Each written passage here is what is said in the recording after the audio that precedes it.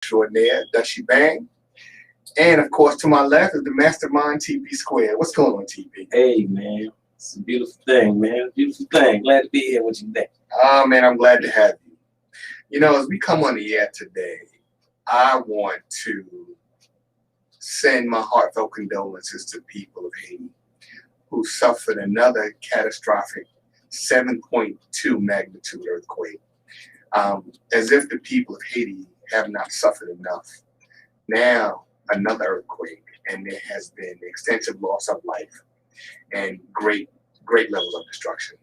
So I want all of us to be aware and to send our thoughts and our prayers to the people of the island nation of Haiti, and also contribute to the relief effort. You know, there's a lot of work to be done down there, and we need to extend as much help as we can to the people on the island nation of Haiti. You know, TP, since you're here, man, you know, I've been looking at the news, and, you know, last week we went into some hot topics, and this is another hot topic. This is like a burning topic with me, and this is the situation in Afghanistan. You know, the government told us about 20 years ago that we were going to launch a war on terror, that they were going to, you know, topple the Taliban, ISIS, and Al-Qaeda, that we were going to win this war on terror at all costs. You know, we, for the past 20 years, have seen this dramatic footage of, you know, bombs being dropped in these areas of Iraq and Afghanistan. We've seen footage of U.S. soldiers, Marines, Navy, Air Force personnel engaging targets in Iraq and Afghanistan. And, you know, for 20 years, we thought that we were winning a war over there. That, you know, this investment would yield something. You know, here we are 20 years later, 7,000 American service members have lost their lives, $2 trillion spent. And what the hell was it all for? You know, what did we accomplish? You know, $2 trillion spent, and all of the promises that were made that we would be safe, that we would win the war on terror, that we would deny the Taliban access to funds by eradicating the poppy fields. Well, here we are awash in drugs in this country, in heroin. And the number one producer of poppy is Afghanistan. Absolutely. So has anything we've been told about this war, has any of it been true? What you think, brother? I think we went in there with good intentions. And I think after the first 7 years, we should have been working on the exit strategy to get those soldiers out of there, because it took us no time at all to spank the Taliban.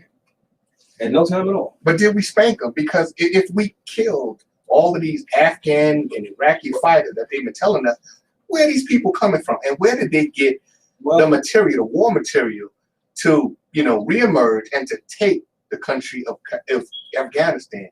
And in no time.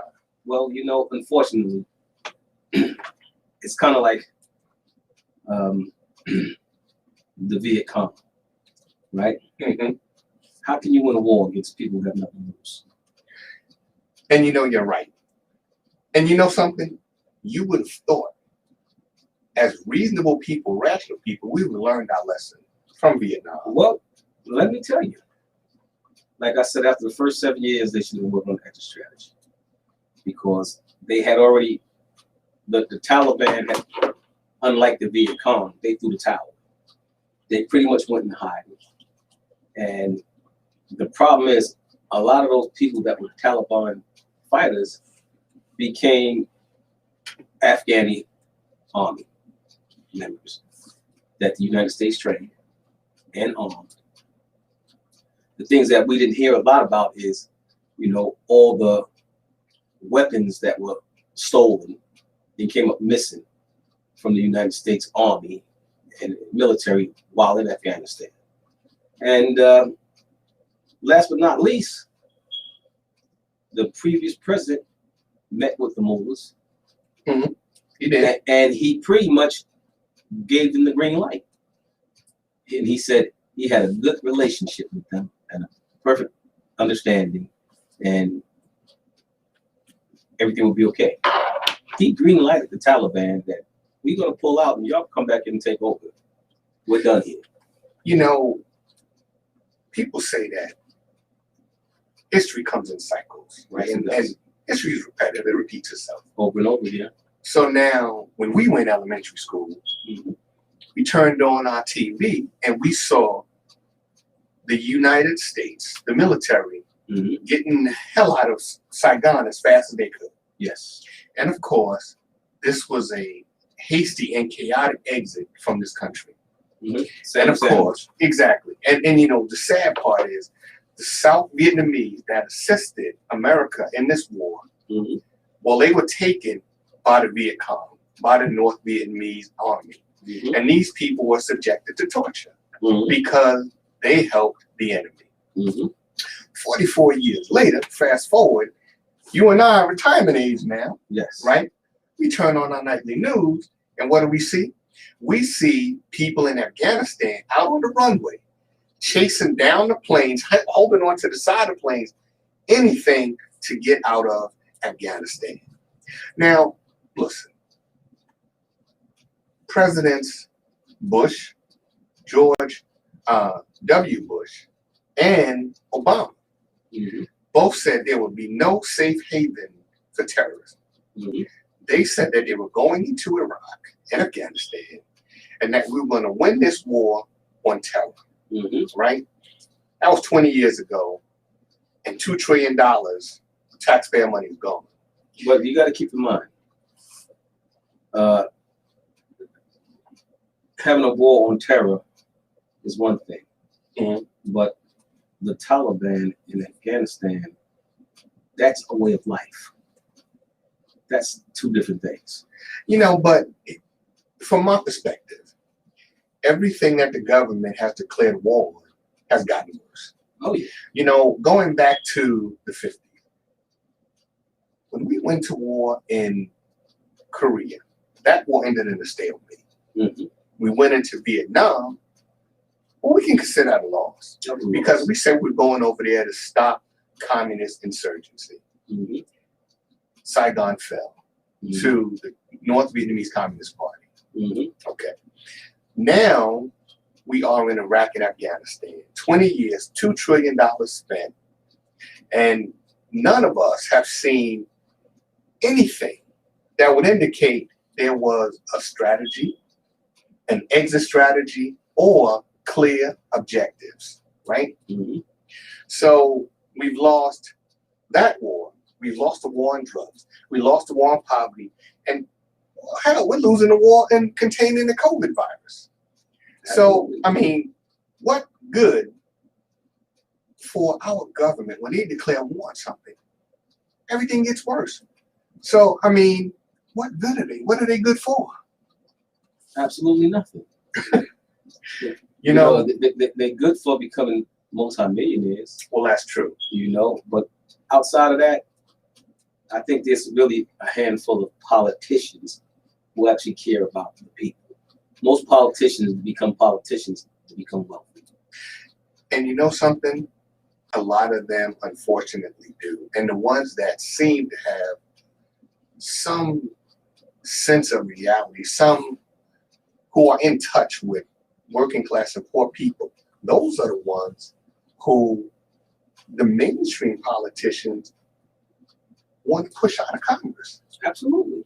You know, there's this woman, Alexandria Ocasio-Castro, whatever? Cortez, okay, AOC. So anyway, the Republican Party has made this woman basically enemy number one. Public enemy number one.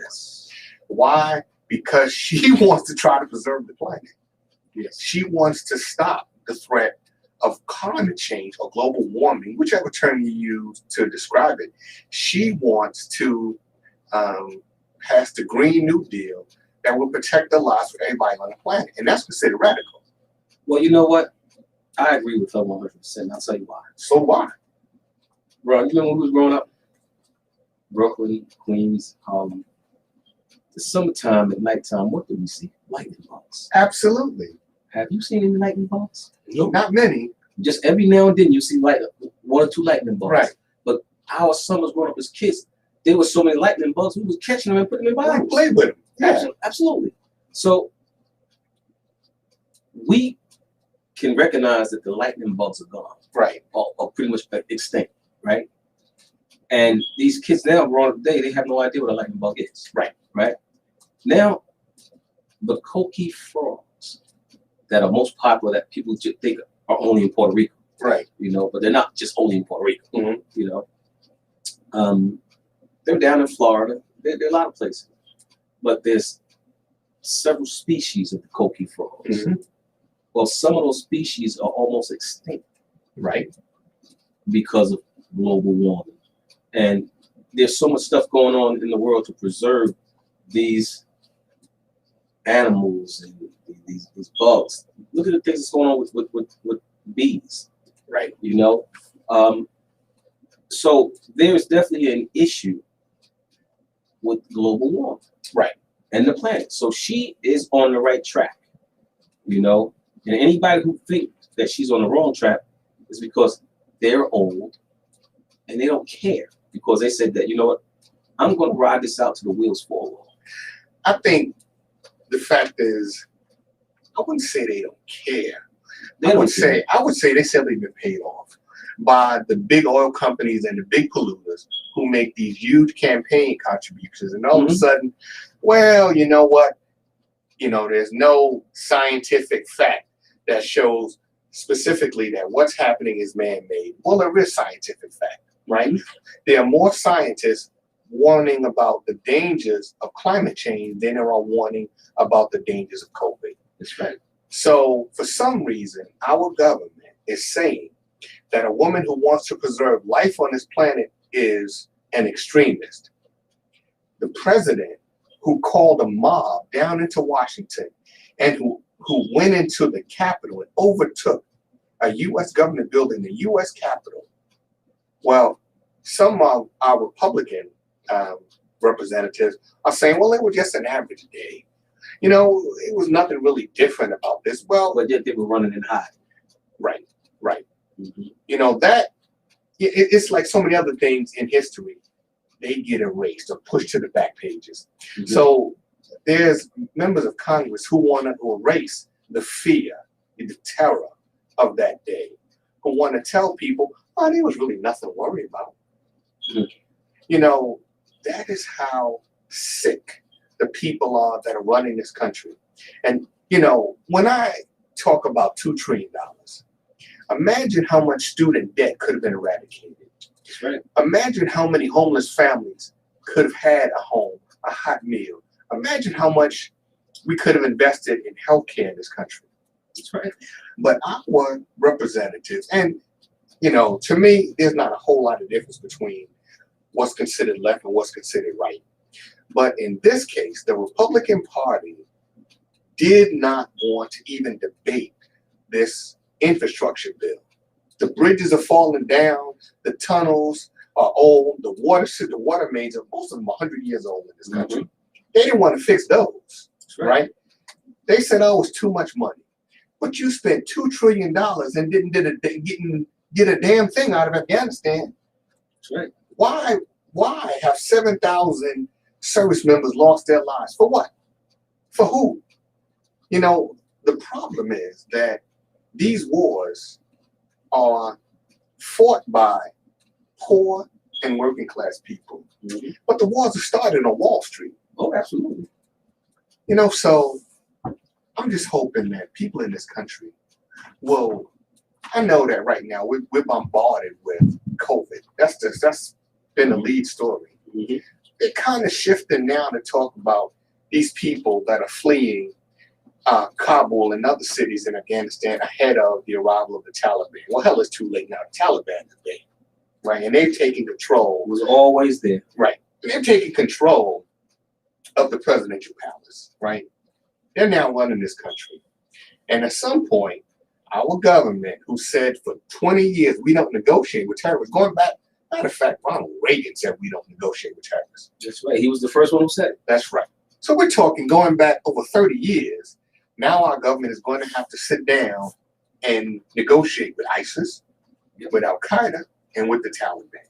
Well, Donald Trump said he didn't have a problem talking with any of them. You know, how is it? And maybe it's me. Maybe I'm the crazy one. You can talk to Al Qaeda. You can talk to ISIS. You can even talk to the Taliban. But you can't talk to the people on the side of the aisle. Nope.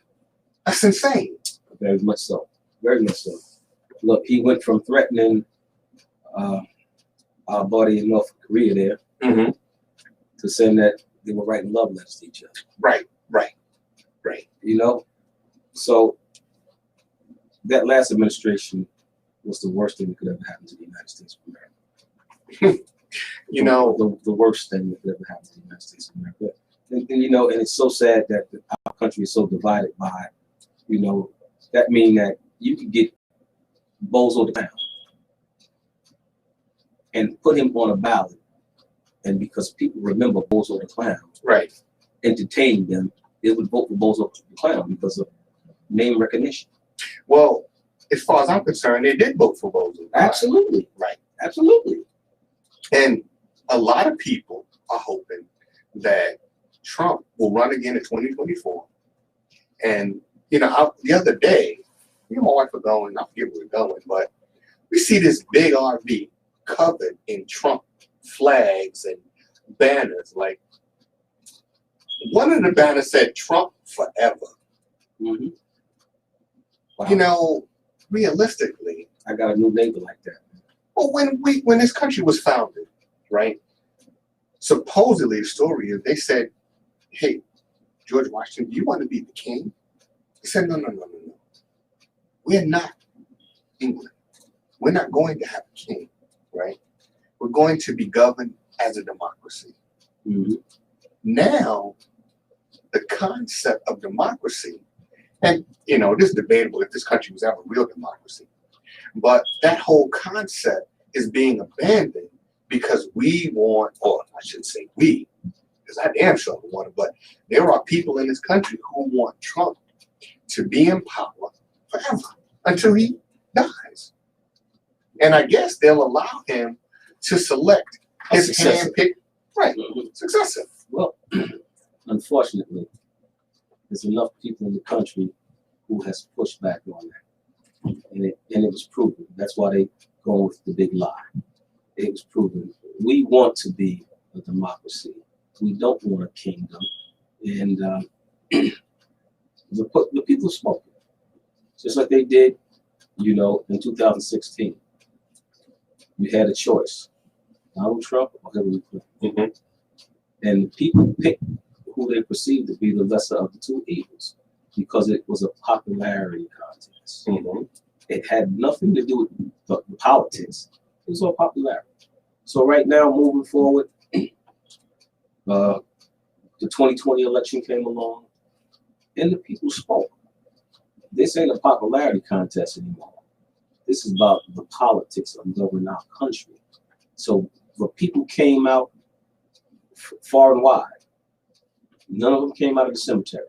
Right. They came out far and wide, and they cast that vote. They stood online for hours, and they cast that vote to make sure that Donald Trump would not be the president. You know, and in fact, I'm sure there were some people who said he will not be the president by hook or by crook. You know what I mean? I think that he would have been a modern day assassinated president if he had won a certain term. I believe wholeheartedly, and that's just my opinion, because the people had spoken. The people had spoken. They didn't want that. You know? You know, when you say the people have spoken, right? This is a strange country. Always has been. You know, in 2000, the people spoke. Mm-hmm. Al Gore won the popular vote. Yes, he did. When Bush got in the White House. The electoral college said, we going with Bush. And the Supreme Court. Mm-hmm. Okay. 2016. But remember, one thing Gore didn't do. go through the tower. He said he wasn't going to fight because he didn't want to divide the country. Right. You know? Of course, that's the story he said. But, but there's another story. There's the truth to what really happened. You hear that? Yeah, because I'm not buying that. You know what I mean? This country has always been divided, right? Mm-hmm. To say that you want to further divide the country, I'm not buying it. I think somebody put a bug in his ear and said, "Hey, Al, sit this one out." Right? Mm-hmm. We want George, right? And that changed, I believe, the course of history in this country. Yeah. Because when Bush was elected, a year later, we had the events of 9/11. And within a year, this country went to war and has been at war for 20 years. And you know something? Going back to the late 80s, early 90s, there was something called the Project for a New American Century. It was written by a group of neocons, right? And their basic platform was endless war. War to control water. War to control valuable resources, fuel, precious commodities, diamonds, gold, right? So what they did was they got people in positions of power to present this doctrine to the president. Now, according to what I've read, Clinton, of course, dismissed it, right? He's like, no, I'm not going to send America's sons and daughters to fight, into perpetuity with no exit strategy, no objective, just to keep fighting. Fighting for what? Well, accordingly, Bush was surrounded by neocons. Who was his vice president? Dick Cheney. Dick Cheney was one of the ones that signed off on the Project for New American Century. One of the other ones was Donald Rumsfeld. He was a defense secretary. And keep in mind, Dick Cheney was on the board of Halliburton. Halliburton. Yes, he was. Yeah. So, and Rumsfeld was the CEO of Monsanto, right? So he had all these neocons and corporate raiders around him who would basically tell him, "Hey, George, listen, just do what we tell you to do, right? Let's just go over here." And, before this war started, Cheney got together with the energy companies.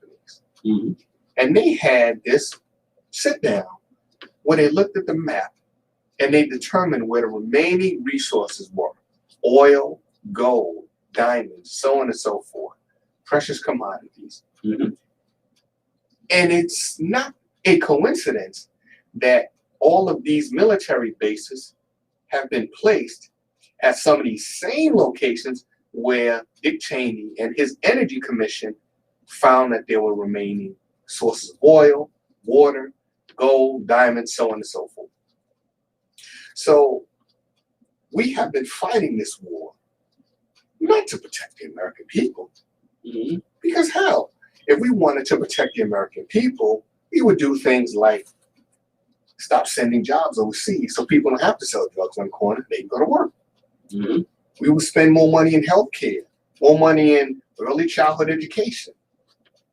Simple things, but instead we spend $2 trillion to fight a war that we can't win in the first place. That's right. It's insane. That's right. It's a sad thing to see and to watch history repeat itself over and over again. Because one thing that I can say, I never thought the Taliban was a threat to America. I never thought they were. Neither were the Viet Cong. Neither were the Viet Cong. And guess what? Osama bin Laden wasn't even in Afghanistan. No, he wasn't. He may have been there. He was there at some time, but when he became America's most wanted, he left Afghanistan. I saw a documentary, at least a portion of it where, you remember the journalist David Frost? Yes. He interviewed Benazir Bhutto. Benazir Bhutto was the prime minister of Pakistan. Mm-hmm. And she was killed probably by her husband, right? Because, he and, I can't remember, the name escapes me, the general, took control of Pakistan. Well, anyway, on this interview with David Frost, she talked about who killed Osama bin Laden. So Osama bin Laden was dead long before we launched this invasion. Matter of fact, before the Obama administration launched this so-called raid, Osama bin Laden was dead and gone. And, people say, well, I don't believe it. Well, let's be realistic. The most wanted man on the planet, you find him and you kill him, but you don't show anybody the body. You say, you know what I mean? You say it's too graphic to show, but we sell kids video games like, what is the one where you chase down cars? Grand Theft Auto. Right. Where you see blood flying, people being shot to bits, but you can't show Osama bin Laden's body. The man that we say mastermind the events of 9/11. And they put him in a iron coffin. And dropped him in the sea. And dropped him right in the twin, whatever it is, the deepest part of the ocean in the world. Right. So that nobody would ever be able to claim that body.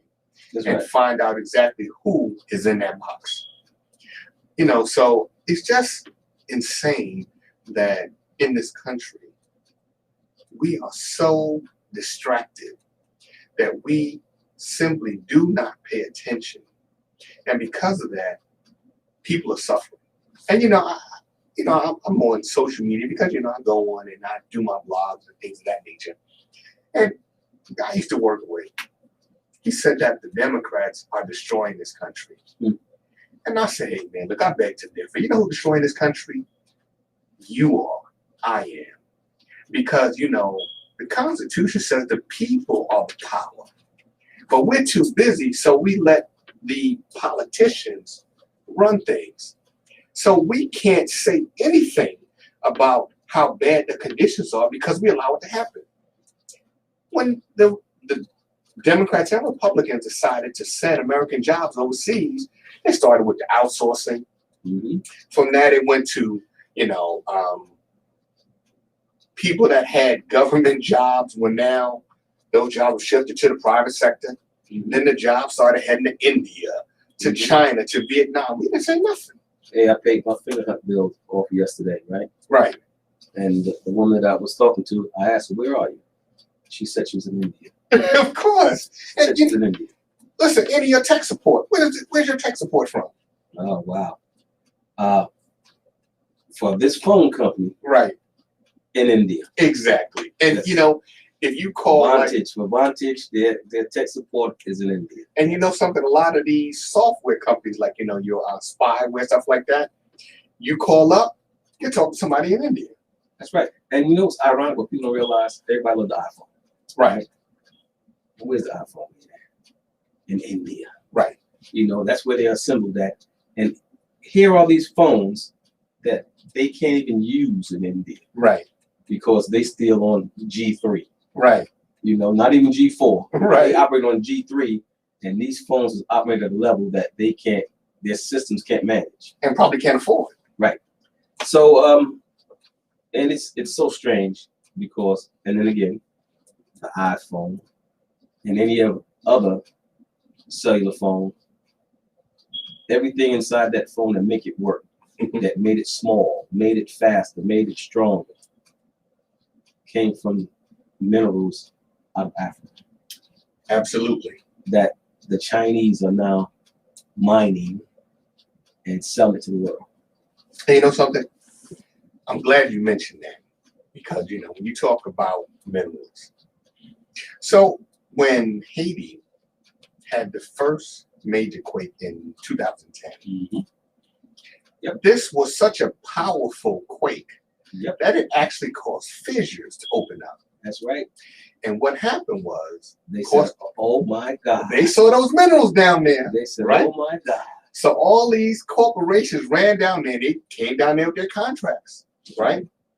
So look, for those of us, and they say like woke is like this. It's a negative thing. Now there's some negative, connotation to being woke, Mm-hmm. But for those of us that are woke, that are aware, we've seen this game played before. Corporations run down Haiti with their businessmen briefcase full of money, and they go to the presidential palace and say, listen, your country, Haiti, is the poorest country in the Western Hemisphere. There are things your country's going to need, like adequate housing, roads, schools, hospitals. So here we have a briefcase full of money for you to, of course, ostensibly use that money to build the infrastructure of your country. The reality is this money is yours. All you got to do is sign on the bottom line and give us control of these minerals. When that doesn't happen, usually something goes wrong. In this case, President Jovenel Moïse was killed. Mm-hmm. And let's be realistic.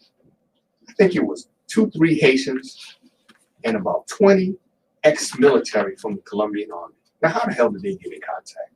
And well, they were mercenaries, and there were so-called a few Americans that they called Haitians. They Haitian Americans, I should say. But they were also mercenaries, ex-U.S. military people, and that's why the FBI went down. Because they were saying that almost, matter of fact, it was the DEA that went down there. And the FBI. Right. So, what it is, they're trying to cover somebody's tracks. Absolutely. So when you see something like that, when you see people that simply don't belong together, just suddenly pop up together, that spells, to me, a 3-letter organization. That's right. CIA. That's right. Right. Because that is what they specialize in.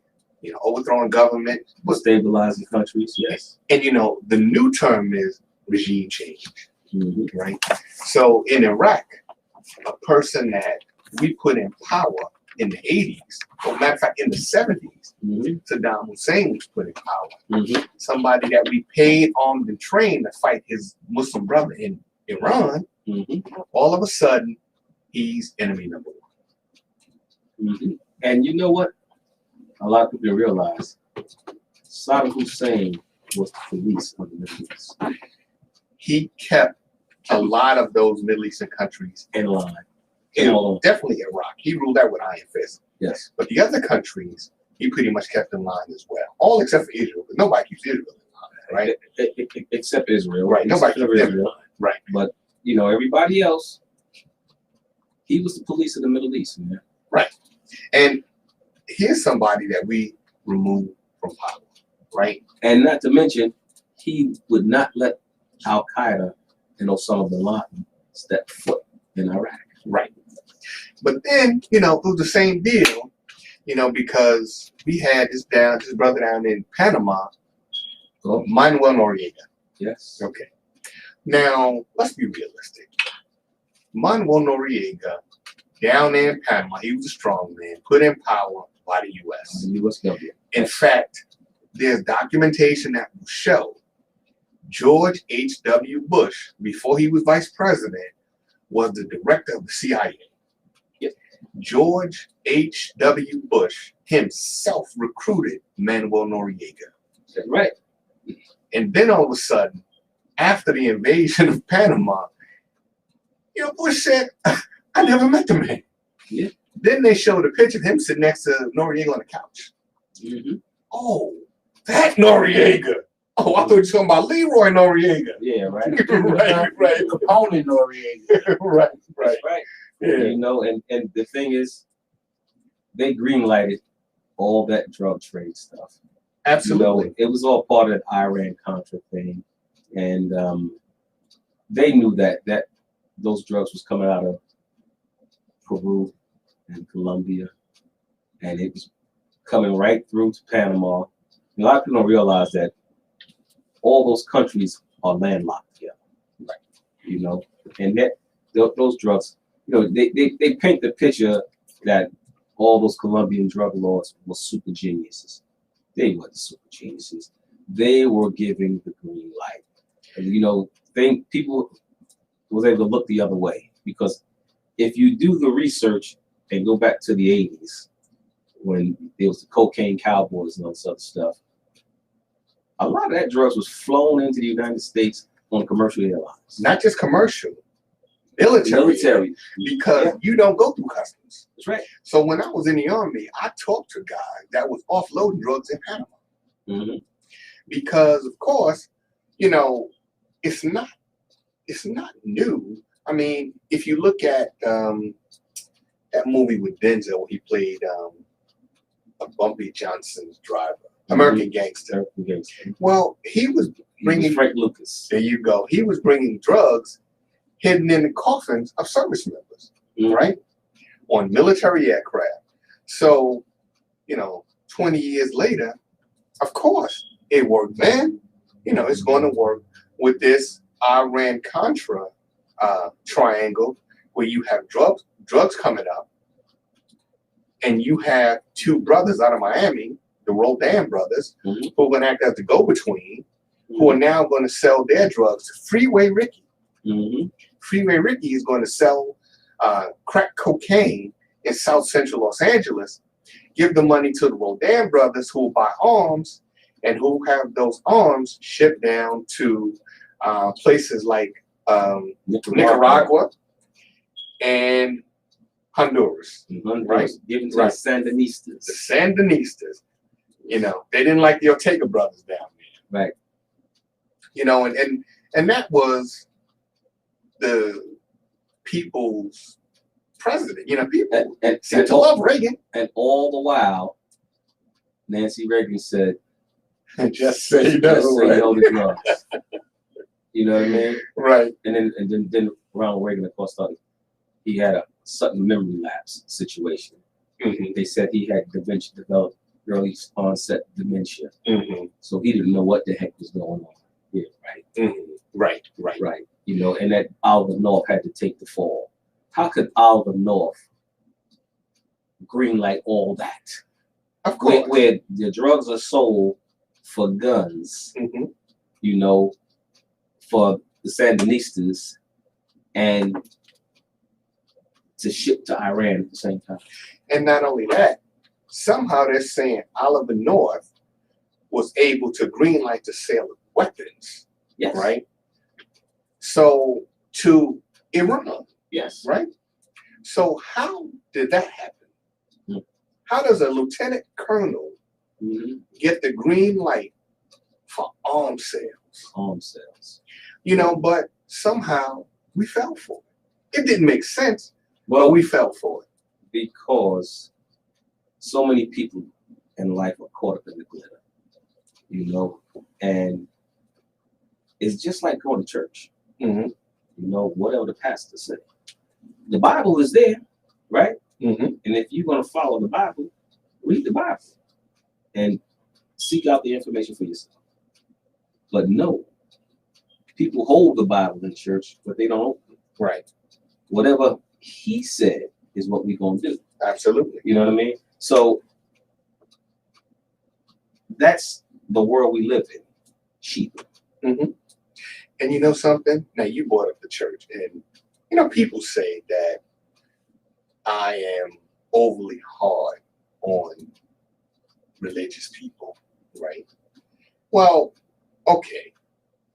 But I think that somebody needs to be overly hard on it, because look, we live in a world that's dying. Our world is dying from climate change or global warming, if you want to call it that. We have rampant disease. We have a pandemic. We have an epidemic of violence in the streets, right? And now we have something that is, to me, undescribable. You know, right now there is a push, a legislative push, to change pronouns like she and her. You can't, now they want to say you can't use terms like breastfeeding. Now you have to say chest feeding, because to say breastfeeding discriminates against men. What kind of man wants to breastfeed? We are not equipped as such, but that is the world that we're coming to. So, you know, when I was a kid, we used to go to church. They used to sing this song, God don't need no coward soldiers. You're supposed to stand up in the cause or the fight for righteousness. But it looks like the people in church are just laying down and taking it. You know, where's your courage? Where's your strength? You're right. And, you know, unfortunately, during this pandemic, all of these men of God, as they describe themselves, who were healers, who healed blind people, made the deaf to hear, the dumb to speak, you know, who made the blind to see, the crippled to walk. All of a sudden, COVID hit, and they stopped healing people. They lost their powers. You know, how did that happen? You know, God gave you a gift. I mean, he took it back temporarily. Said, look, man, I'm going to return your power to heal, but I'm going to wait till after COVID. After COVID, right? After COVID, you can have these powers to heal back. But for right now, we're just going to lay low. Yeah. You know, That's amazing because, you know, I believe in God. Make no mistake, I believe in high power. And but religion is rituals, in my opinion. no, but that's true. It's factual. It's rituals. That's it. And because of those rituals, we have made the head of the church our God. Right. You know? And therein lies the problem. You know? Absolutely. Because it's no way what we have here as human beings was designed by a man, right? There was a higher power that put all this together. So if you know that, how can you just believe what he said? Because I wake up in the middle of the night, you know, you got that guy with those clowns with that water. What do they call that water? Oh, the miracle water. Miracle water. Yeah. I drank the miracle water. I got my job back, and I don't do drugs no more. And Peter Popo. yeah, old Right. Peter Popo, right? And then you got the camp meeting. Camp meeting. That guy, man, he's spooky. he's real spooky. He'll talk to you. He's on TV for about an hour and a half every night on a few channels, right? He'll give you a little bit of the word of God. He'll give you 10 minutes every now and then of the word of God. And then he's going to ask you to sow a seed of $1,000. You know, he begging for money for 40 minutes. And then 10 minutes, he's going to give you a little scripture. In the next 30, 25 minutes or 20 minutes, he begging for money again. And he's going to close out with a little scripture. You know, I was talking to somebody the other day, right? And in modern churches, they have ATMs inside the church. Oh, absolutely. Right. A lot of churches require that you hand over your W-2. Absolutely. So that they know exactly how much you made, right? How much you made, and what is 10% of that, right? Some churches, when the offering is being collected, the doors are locked. That's right. You are not allowed to leave the sanctuary. You know, that is called unlawful imprisonment. Yes, it is. You know, if I have to go to the bathroom, you're telling me as an adult, I have to sit here and cannot leave the sanctuary to go to the bathroom until you collect my money. And we say that's righteous. Where's God in that? And that's why I have went to some churches that I have visited. That's why I say about, people being sheep. And this all ties in with what we're talking about today. We're going around robbing. I visited some churches. I always sit in the back. As soon as I hear it and I see it, I can quietly exit. Brother. Because sometimes I went to some churches and I said, God ain't been here in a long time. Right? With this charade going on with here, you know what I mean? Where's the God in that? You know something? The problem is, I think that we have replaced God with people and symbols and things like that. For centuries, the Muslims, the Christians, and the Jews have fought over Jerusalem, right? Still fighting over it. God ain't in Jerusalem. Ain't been there. The hell are you fighting for? People, they say, well, some of the holiest sites are in Jerusalem, right? So we need to have control of the Wailing Wall so we can go there and pray. You can't pray in the Bronx. God don't hear your prayer in the Bronx. You got to be at this wall. Or we want to be at the places where Jesus walked. He ain't walking there no more. Come on, get over it. Listen, everybody's searching for God, right? We looking in the sky. We looking in Jerusalem. But why don't you look in the mirror? Absolutely. I think there's a scripture that says that greater is he that is within me. That's right. Than he that's in the world. That's right. So why are we doing all this, fighting over a wall and fighting over the Temple Mount? The hell for? That's right. And what's so sad about it is, sometimes we be talking, we be up here, right? Mm-hmm. But we just trying to get out some information, right?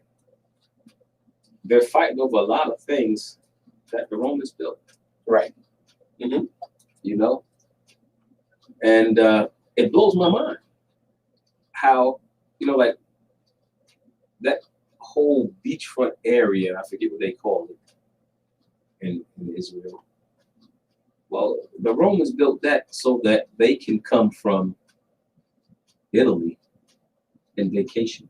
Mm-hmm. That was their whole idea. Mm-hmm. But somehow we have turned it into a holy place. Mm-hmm. And it's like, but Caesar built all this stuff. And we monetize it. And yes. You got to pay to go there. You got to pay to stay in some of these beachfront resorts. Absolutely. Mm-hmm. Absolutely. Right. Started by the Romans. Mm-hmm. And they weren't Christians. Wasn't Christians at all. Right. They were pagans. Wow. Killed the Christians. Well, I tell you. Mm-hmm. Hey, Ron, man, it's a pleasure being here with you. Because you know what? We can go from 0 to 60 in 60 minutes. Oh, yeah, man. We always start off real easy on them, but we drop some jewels on them all the time, man. And I hope people can appreciate, the conversation that we have, because we ain't beating up on nobody. No, we are not. We just sharing the information, man. And we get a lot of good feedback. In fact, the last time I was on the show with you, somebody had left a comment and said, "This was the first time I listened to your show. You guys are amazing. I will listen from here on out." Well, you know what? Shout out to that person. I hope you are continuing to listen. Yeah. She is, because right now she has been tuned in on just about every Gynesis Radio show, especially when we're talking. She follows the Sistership show. She's following My Brother's Keeper. She's following the TP Square show, because what we do is so neat. Absolutely. Because we don't have an agenda. Nope. And we don't have to curb our tongue to fit a narrative. Not paid by corporate America to carry a message. To fit the box. That's right. And she said that she shared our video to everybody that she was close with on her social network telling them you gotta hear these brothers. You know why? Because we're not standing on the soapbox. Right. You know, we're just two brothers having a Two conversation. brothers kicking it, you know? Yeah. And you know something, sister, I hope you're watching now. I hope you will continue to support Gynesis Radio, Yes, all of the shows. And, you know, for all of you who are listening, we're not like the Trump administration. We don't mind you fact checking us. Oh, do it, please. Anything we say, right, we can prove it. We have documented proof. So please fact check us. If anything you hear you don't agree with, please reach out on Facebook, Gynesis Radio. Call the station. The number here is 888-304-4401. Yes. Please call in with your comments. Share, you know, because we don't know it all. No. But any information you have, please share it with us, because that is how we build. Each one, teach one. Absolutely. And if we do that, we can change the trajectory of the hood. That's right. So please, sister, continue to watch, continue to share this information with anybody who's willing to listen, because we got to wake up, because we in real bad shape. Her name is Renee Burkett. Okay, well, shout out to Renee Burkett. Yeah. And as I said, please continue to watch, continue to share, and continue to support. You know, it is so important to keep independent platforms like Gynesis Radio on the air, because once this is gone, you are forced to sit and be programmed by corporate America. Absolutely. And all you're going to get is the information they want you to have. You're not going to hear stuff like this. So please support Gynesis Radio. Just think about it. I've been watching all the major news networks since this Afghanistan diabolical has started, right? Mm-hmm. Nobody has made the correlation between Vietnam and Afghanistan, Mm-hmm. and spelled it out the way we just did today, Mm-hmm. and showed the similarities Mm-hmm. and how the United States hightailed out of there, and the same people that we went to beat and kick out of just walked right in. That's right. And took over. Mm-hmm. You know? Yeah. The only difference this time, we had a president that said, "We're gonna leave, y'all can take over, it's okay. Don't worry, we're not gonna hit back. We're done here. You're my friend." And you know something? You know, we began by offering our respects to our brothers and sisters down in Haiti.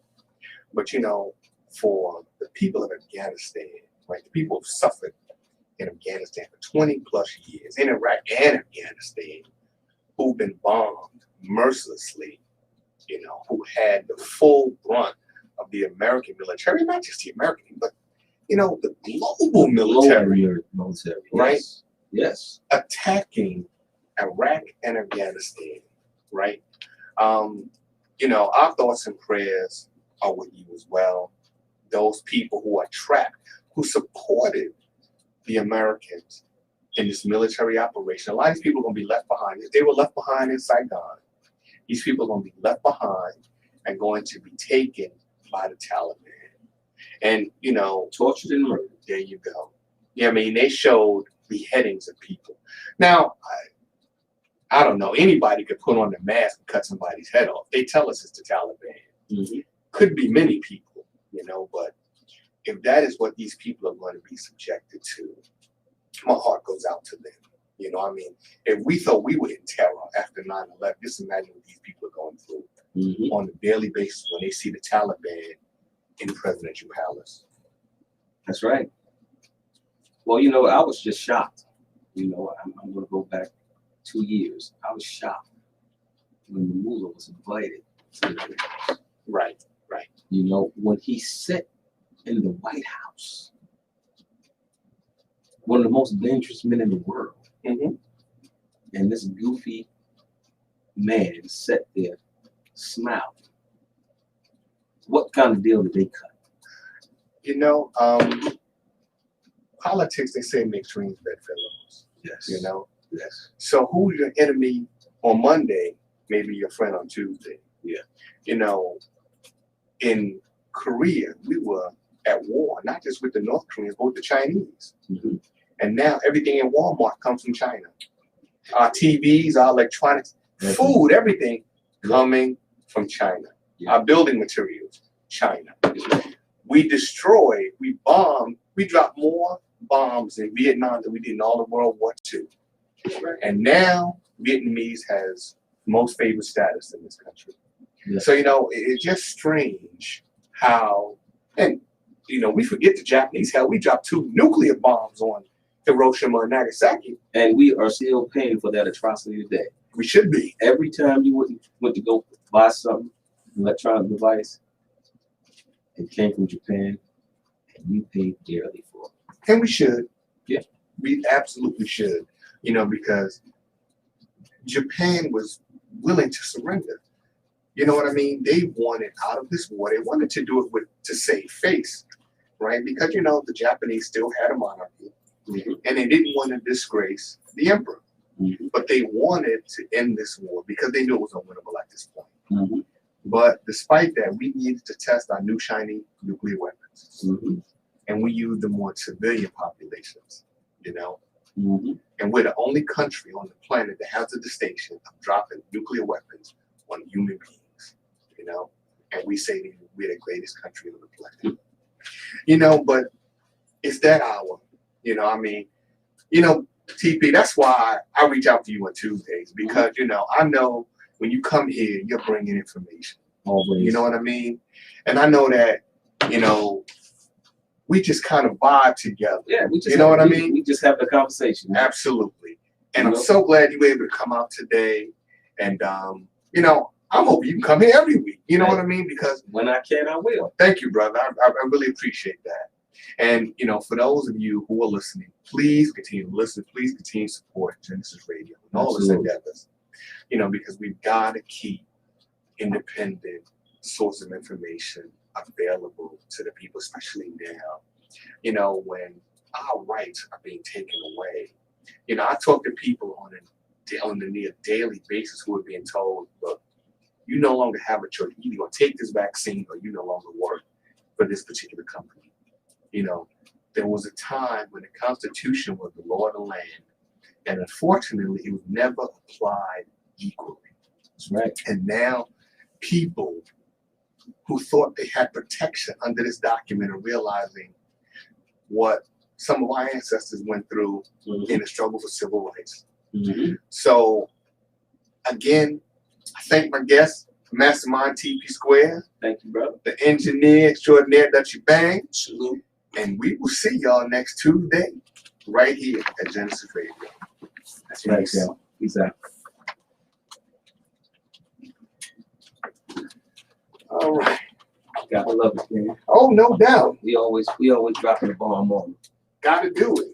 We always dropping the bomb on them. And it's my pleasure to be here. To do Oh, man. No, but it was my pleasure. All right. Let me know when you're ready, so So Dutch, now you yeah, know just press the what's the name. Now I know virtual camera. That's all I gotta press once I go into the what's the name studio. but press the virtual camera first. All right, fellas. So that way I can see what's coming on the Oh, board. it is? All right. Yep. Yo, T, you got $10 on you or no? Because I know you don't carry cash. Yeah, I got All right.